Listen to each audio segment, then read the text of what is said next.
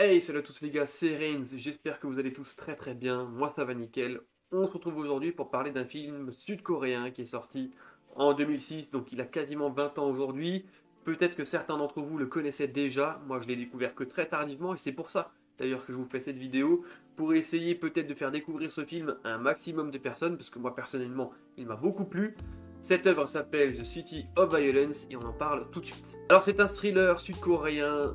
écrit et réalisé par Ryo Seung-wan qui sera également ici présent comme un des acteurs principaux de ce film. Il sera accompagné de quelques autres acteurs, mais je vais vous en citer encore deux autres puisqu'on va dire qu'ils forment le trio d'acteurs principaux de cette histoire. Nous avons Lee Bom-soo qui joue Pilo, donc c'est un personnage dans le film que l'on aime et que l'on déteste à la fois, c'est assez particulier. C'est un personnage très intéressant et très important. Et l'acteur principal de ce film est interprété par Jang Do-hong et qui va en fait lui jouer l'inspecteur Tae-soo. Dans ce film, on va suivre en fait une histoire assez sombre, assez triste et en même temps très fraternelle, puisqu'en fait nous allons vivre dès le départ de cette aventure des funérailles, voilà, suite à un assassinat. Et nous avons plein d'amis d'enfance qui vont se retrouver pendant ces funérailles-là, des amis qui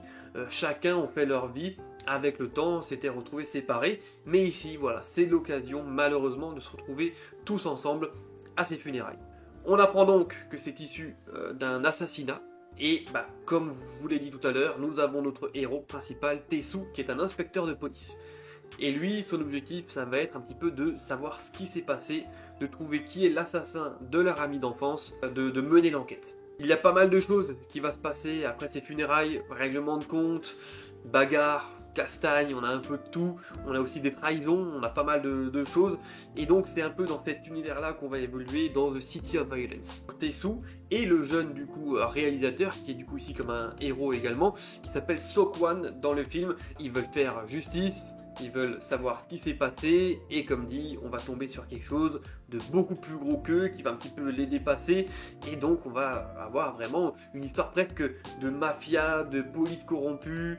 tout ça dans une histoire qui dure finalement un peu plus d'1 heure et demie. Alors pourquoi je vous parle de ce film? Tout simplement parce que je l'ai énormément apprécié. Alors c'est une surprise totale, je ne le connaissais pas.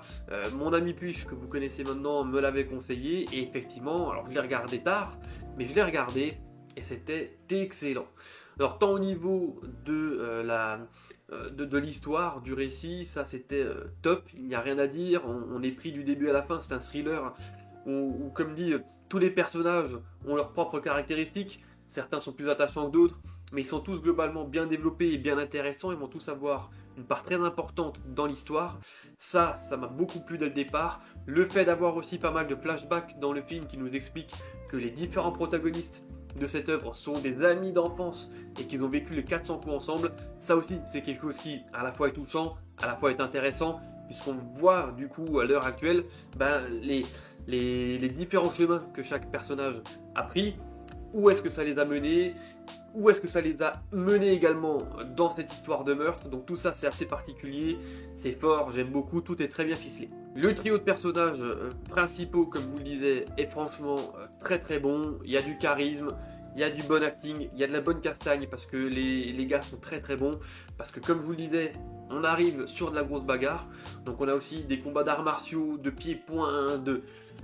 voilà, on a un peu de tout, des attaques au couteau, on a tout ce qu'il faut, tout ça c'est très bien réalisé, il y a un très bon rythme qui est lié entre la partie enquête, la partie recherche et la partie combat et résolution de l'histoire, tout ça c'est très bien lié, ça fonctionne très bien, les chorégraphies sont au top, on sent que nos héros ont envie d'aller jusqu'au bout, même ils sont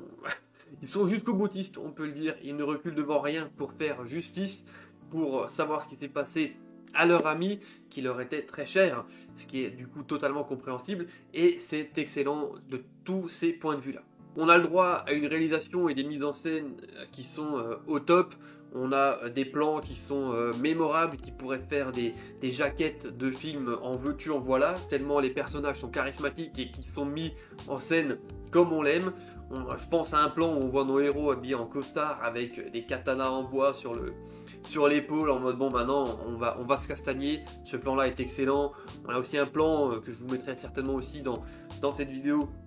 où on a notre pilote, donc Le mec pareil, les cheveux gominés, son costard gris, plein d'assurance, avec son petit groupe de suivants derrière lui qui marche comme ça sur un décor magnifique. Donc non, il y a pas mal de plans qui sont vraiment excellents, qui nous restent en tête. Les bagarres, c'est pareil. Il y a une scène qui est excellente au milieu du film où on voit notre héros traverser les rues pendant la nuit et qui se fait attaquer par différents gangsters aux quatre coins de la rue. Ça c'est pas mal également parce que du coup on a une caméra qui tourne, on a notre héros au plein milieu de dizaines de personnes autour de lui. Puis ça part en baston général, pareil c'est bien, il y a des coups de pied sautés, le héros il est charismatique avec sa veste en cuir, coup de pied sauté, ça envoie valser des mecs, c'est franchement du très très bon. On a vraiment le juste milieu entre la bagarre, la castagne pure et dure que l'on peut avoir l'habitude de voir dans les films coréens et la partie enquête qui est vraiment intéressante, la partie histoire, récit, qui est à la fois touchante, intéressante et assez profonde au niveau de la relation que peut avoir des amis dont le chemin était séparé par la vie finalement. Donc là franchement c'est un film que je vous conseille fortement, hein, si vous aimez les thrillers avec un petit peu d'action également, ce film là est fait pour vous. En plus pour un film coréen c'est assez rare mais il est relativement court par rapport à la moyenne des films thrillers coréens. Voilà comme dit un peu plus d'1 h 30 seulement, donc vous pouvez foncer les yeux fermés, c'est un film que je vous conseille, il n'y a vraiment que des points positifs en tout cas à mon avis, de mon point de vue, et c'est pour ça que je vous en ai parlé aujourd'hui. Donc vous, si vous aviez vu déjà ce film, si vous le connaissiez, bah dites-moi dans les commentaires ce que vous en avez pensé. Pour ceux qui n'ont pas vu, bah franchement je vous conseille vivement de regarder cette œuvre, et en attendant, moi je vous laisse là, c'était Reigns, portez-vous bien, allez, ciao ciao tout le monde.